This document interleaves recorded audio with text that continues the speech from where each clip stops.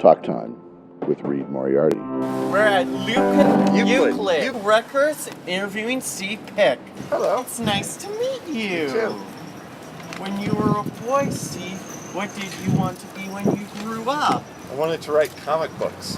You used to write comic books? I wanted to. That was what I dreamed of. Is this what you have dreamed of? Right, but I didn't get to do it. Who were your mentors and idols?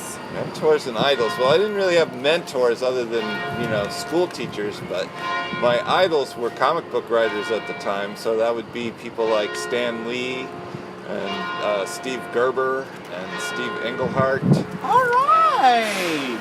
So what is your high point of being a radio DJ, Steve? My high point is every week just getting to share all this incredible music that I play. All right. Do you have a low point? Waking up at 10 minutes till 6 on Friday morning, and that's an hour and a half earlier than I'm used to getting up. So once a week I have to wake up really early, and I don't like that. All right. So do you call yourself a DJ or a musicologist? I call myself a DJ and a writer because I also write. All right. That's amazing. What do you love most about radio? About radio? Mm-hmm. I like that it's something that people are doing all over at the same time, that it's something that is live and simultaneous and reaching a lot of people all at once. So, do you have a favorite live recording, Steve? Favorite live recording? Oh, that's an interesting question. My favorite live record ever is by Jerry Lee Lewis, and it's called Live at the Star Club in Hamburg, Germany. All right. I like Alison Krauss and Union Station. Excellent. That's my favorite live recording. Tell me a story about punk in the 1970s, Steve. Punk rock saved my life, Reid. Punk rock in the 1970s, I was growing up, and like I said, I was into comic books and all that, and I wasn't really sure what my life was going to be like, except that I was on the path to just be like a normal sort of suburban kid. And then I heard punk rock, and at that time, there was only one person in every school that liked punk rock. It was not as common as it became. So it was kind of a revelation to discover that I was different from everybody else and could go on a different path. Do you play an instrument, Steve? I used to play guitar, but I haven't touched it in 20 years, so I'm very, very rusty. You're very, very rusty. Do you have any Chuck Berry or Blueberry Hill stories? I have a Chuck Berry and a Blueberry Hill story because... Could you tell us, Steve? Sure.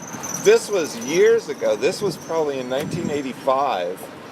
And Chuck Berry hadn't been playing regularly in town at that time. So Chuck Berry was in Blueberry Hill, and I was working down the street at a record store called Vintage Vinyl. That's awesome. And it was midnight. We closed the store, and I walked out with my friend who was working with me, and we walked past Blueberry Hill, and Chuck Berry came out the door, and he just said, "How you doing, fellas?" And then he walked across the street and got on his bus, and that was the funniest and coolest thing.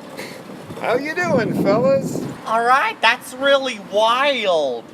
If you could only listen to one genre of music for a month, Steve, what would it be? Oh, man, I like all genres of music. There's no such thing as a bad genre of music. But I'm going to say if I could only do it for 1 month, because there is so much more that I want to hear, jazz. Jazz? All right. I think I'm going to make up a question just for you, Steve Pick. All right. What's your favorite movie? My favorite movie is Dr. Strangelove. Dr. Strangelove? That's from 007. No. You're thinking of, what is it? There's a Dr.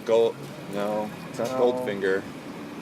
I know that, but no, Dr. Strangelove is a comedy.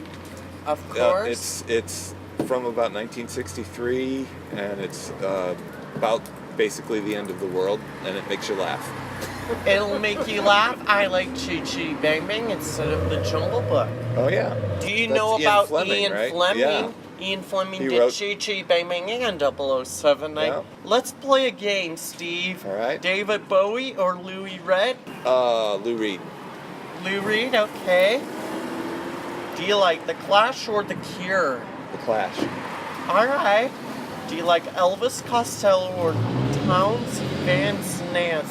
Van Zandt. Van I like Zandt. Elvis Costello because he's my favorite songwriter in the entire world. So yes, he wins. If you had Elvis Costello against anybody else, he would win. So Steve Naive, okay.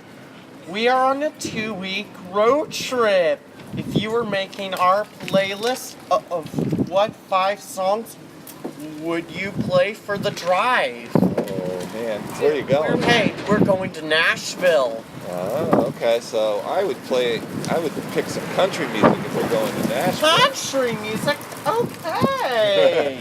I would say let's go with Johnny Cash, Ring of Fire, and I would then have Merle Haggard, Mama Tried, and I would say George Jones, The Race Is On, and I would say Alright. Emmylou Harris. Which Emmylou Harris song would I pick? There's so many good ones. C'est La Vie, Say La which Vie, is a Chuck Berry okay? song actually. And then that's 4, so I need one more, right? Yeah, one I more. will pick Willie Nelson, Red-Headed Stranger. Alright.